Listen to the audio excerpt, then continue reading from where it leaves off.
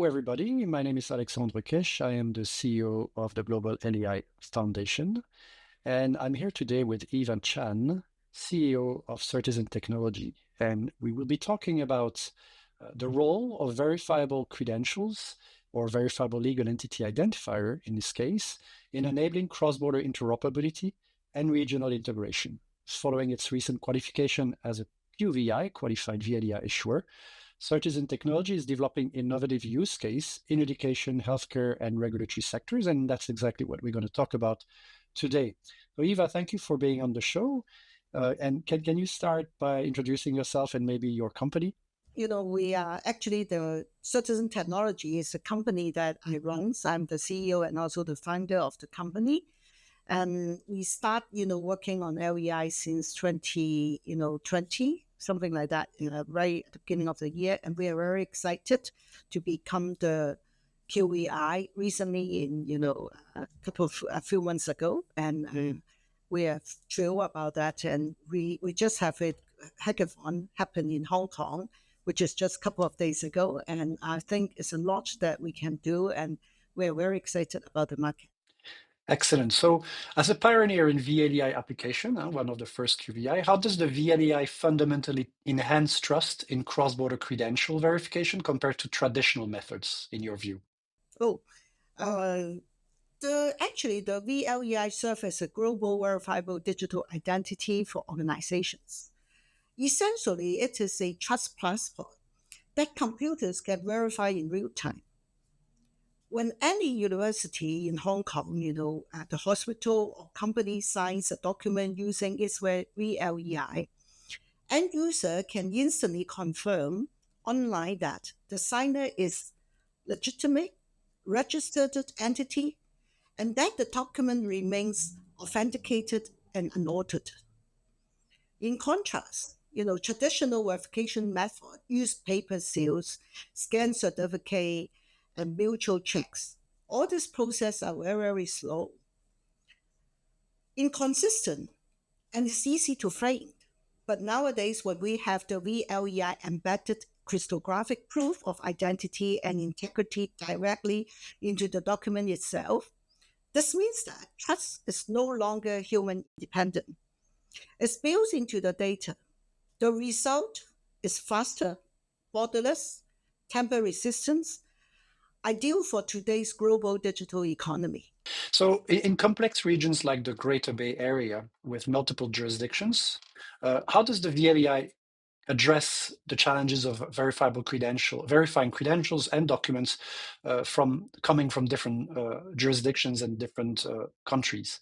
The Greater Bay Areas operate under one country, two systems, with 3 custom territories and 3 currency, an arrangement with no international precedents. This diversity makes cross-border credential verification especially complex. The vLEI provides a shared, neutral trust framework that works the same in Hong Kong, mainland China, Macau. It offers a global tamper-proof way to verify any organizations and authority of assigners. This consistent standard reduces miscommunication, speed up approvals, and strengthen mutual recognitions across jurisdictions. In many ways, the GBA is becoming a pilot region for how vLEI-based cross-border trust framework can be expanded globally. And I've seen that at the vLEI hackathon. It was great to see how that use case has been very positively perceived by the attendees. So you're collaborating with the Hong Kong Polytechnic University, I believe. Beyond efficiency, what concrete benefits does vLEI-based academic credentials certification offer university and students in terms of security and fraud prevention? Yeah, indeed, we've been working with, Hong Kong Polytechnic University. Actually, the vLEI-based verifications give both university students a far stronger layer of protections against fraudulence and tampering. Every vLEI-signed document, including cryptographic proof of original and signer identity, meaning that any unauthorized changes can be instantly detected. For university, this preserves academic credibilities and reduce manual workload. For students, simply international applications lowers the needs for notarizations and cut verification costs. The automatic check and secure order trials also shorten approval terms and even reduce remittance fee for cross-border education payment, make academic exchanges smoother and more, sort of trusted. So I understand that those credentials can also be used to prove that the student is effectively a student and can open a bank account, for example. Am I right? Yes, correct. Absolutely. That's quite interesting as a use case because, as we know, these are challenging verification to do for banks. And if the vLEI can support that, that's really great. So how does this model using vLEI-signed credentials serve as a blueprint for other sectors? So we talked about university, but what other sectors do you think could benefit from this trusted cross-border document exchange? Yeah, this model can be directly, repeat and repeat in any sectors that relies on trust cross-border documents. With vLEI, the sender signs using a global verified organization identity, and the recipient system can automatically validate the authenticity, authority, and integrity of the document under the same trust rules. This approach applies to trace documents, supplier certifications, bank confirmations, professional license, and government permissions. Each become faster to process, safer to trust, and easier to accept across different legal and regulatory systems. It established a scalable blueprint for seamless international cooperations built on digital trust. That's excellent. And I believe that Certizen is also applying the vLEI to other sector and what is exploring, like healthcare and ESG regulatory compliance. So what types of documents or data are being secured in those two use cases? Okay, firstly, in healthcare, vLEI allows hospital and doctors to digitally sign referrals, lab results, discharge summary, ensuring that other medical provider and insurers can instantly verify authenticity and integrity. This prevents tampering and speed up claims and cross-border referrals. So in ESG and compliance organization use vLEI to sign emissions disclosure, supplier due diligence report, audit letters, regulatory filings. This verifiable signature gives partners and regulators immediate confidence in data's accountabilities. By embedding trust directly into the data, vLEI signed ESG document can help reduce greenwashing and reinforce transparency. I'm amazed by how your team has been very creative and in use cases. There's another one that I want to talk about, which is the using vLEI signed document as evidence in cross-border disputes. So how does combining vLEI verification capabilities with blockchain technology create tamper-proof evidence chain acceptable across jurisdictions? Yeah, we use the vLEI to verify who signed a document and under what authority, providing strong non-reputations. In the blockchain, then acts an immutable timestamp and digital fingerprint, proving when the document was created and that it hasn't been altered since. In Hong Kong, the ODR platform, such as, we meet Eva last week, case manager and attributors can instantly verify these proofs, eliminating arguments or argues about authenticity and speed up dispute resolutions.